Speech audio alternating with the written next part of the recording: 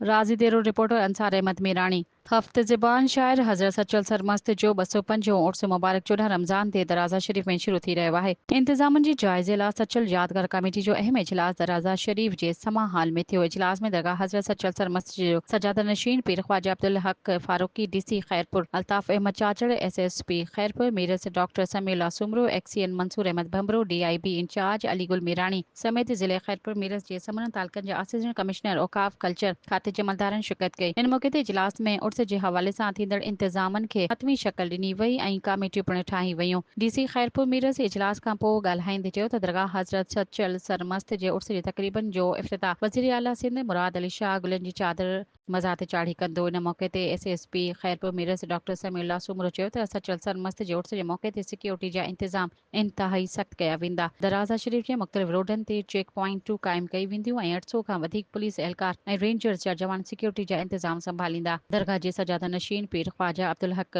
फारूकी चयो त उर्स जे मौके ते सरकारी तोड़े गैर सरकारी तक़रीबूं वॾी शानाइते नमूने मल्हाई वेंदी। हुन चयो त मुल्क समेत मुख़्तलिफ़ ॿाहिरिन मुल्कनि मां ज़ाइरीन उर्स जे मौके ते दराज़ा शरीफ़ पहुचंदा। इंतिज़ामिया सां गॾु इंतज़ामनि खे मुकमल कयो वेंदो।